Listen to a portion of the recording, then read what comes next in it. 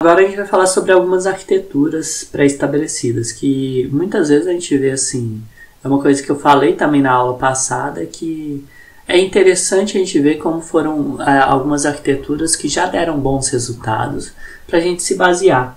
E o mais legal, além de tudo, a gente pode usar elas, e a gente vai falar sobre isso também, com um modelo pré-treinado para criar a nossa própria arquitetura, além de tudo.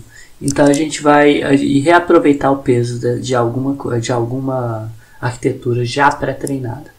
A LeNet5 é um modelo de 1998. Por isso que eu falo, né, redes neurais profundas elas existem há muito tempo. E ela é aplicada a reconhecimento de dígitos escritos à mão. E o que você faz? Você tem uma imagem 32 por 32, então a ideia é que aqui você já tem um dígito escrito à mão, ela já está, digamos, segmentada nessa imagem, isso é o dígito, então você teria um problema anterior que é identificar o dígito, mas aqui já foi feito. É bom dividir o problema, isso é interessante também.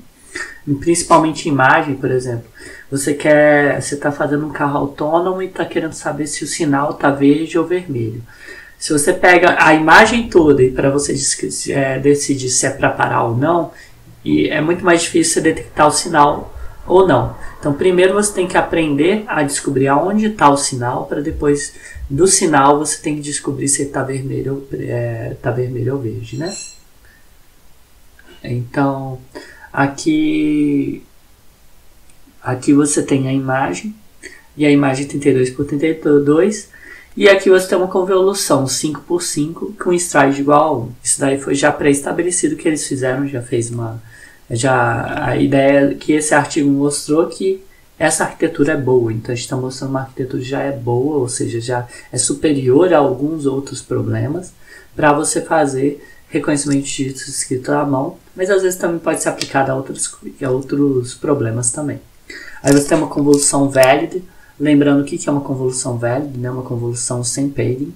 E aí você tem um average pooling de 2 por 2 com stride igual a 2. E aqui eu mostro também as dimensões da saída, né? Se você tem uma imagem de 32 por 32, depois você passou uma convolução dessa, você vai ter uma imagem 28 por 28 e 6, né? Lembrando que aqui é uma imagem em grayscale, né? Em escala de cinza. Aí aqui você tem um VG Pooling, que aí você vai acabar transformando isso para uma imagem um pouquinho menor. E aqui depois você faz uma outra convolução, outro Average Pooling. Depois que você transformou isso daqui por 5 por 5 por 16, você achata isso num vetor e passa para uma Fully Connected Layer. Ou seja, uma Fully Connected Layer é aquela a gente está chamando de FC mesmo, né? Que é justamente a rede neural convencional, que a gente já está acostumando, e a gente vai reduzindo até chegar no soft max de 10 neurônios, que é justamente para você conseguir classificar entre os dígitos escritos à mão. Essa rede aqui tem aproximadamente 60 mil parâmetros, e nesse artigo original usou-se AVG Pooling, e também usou-se também, nessas convoluções, a gente usou ou TANG, ou tangente hiperbólica ou sigmoide. Só que ultimamente tem se mostrado que usar ReLU é muito melhor e usar Max Pooling é melhor. Então você pode usar Max Pooling e ReLU que você vai conseguir um bom resultado também.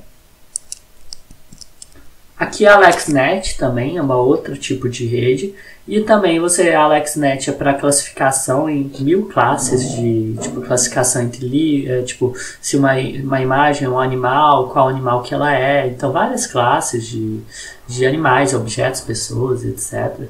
Do que essa imagem é. Então você tem uma imagem, geralmente ele fixa já a entrada, né, 227 no padrão da AlexNet 227 por 3. E aí você tem uma convolução, um max pooling, uma convolução, um max pooling, uma convolução, outras convoluções, outro max pooling, e depois uma fully connected layer, duas fully connected layer para depois um softmax. A ideia, vocês vão vendo que a ideia aqui tem as dimensões. As dimensões, vocês veem que as dimensões sempre vão diminuindo, porque você vai extraindo informação. E de certa forma aqui também, além de diminuir a informação aqui, você vai tendo mais mais dimensões. Essa ideia é uma ideia natural que você vai criando e é uma forma natural que tem se mostrado que é uma forma muito boa de gerar uma arquitetura quando é uma arquitetura para imagens. E é interessante, às vezes, se você quiser fazer alguma arquitetura para alguma classificação de imagens, usar a AlexNet, usar uma outra arquitetura já pré-estabelecida, que já é muito boa, porque aí você não precisa pensar nos parâmetros, esses parâmetros já estão prontos.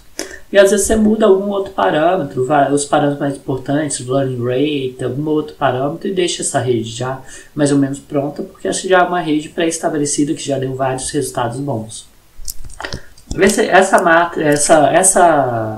Essa rede neural já é uma rede neural grande, boa, tipo, tem bem complexa, tem 60 milhões de parâmetros, então para treinar sem overfitting você precisa de milhões de imagens. O bom é que você já pode ter imagens que você pode usar imagens já pré-treinadas, que a gente já vai falar também no nosso exemplo mais um pouquinho para frente. Aqui é uma outra que é tipo mais recente, né, 2014, que é muito parecida. Se você usa um max pooling de 2x2 com stride igual a 2 e uma convolução semi com filtro 3x3 stride 1, sempre aqui. Então aqui conv é justamente esse tipo de convolução, quanto tirar de filtro está aqui, e o max pool. E aqui é um VGG16 que você tem 16 camadas aqui, e você vai fazendo várias vezes a convolução em max pooling, e depois uma fully connected de 4096 até chegar no softmax aqui de 1000, que é o mesmo problema também de classificação de imagens. Então essa é a mesma ideia também, o mesmo problema, né?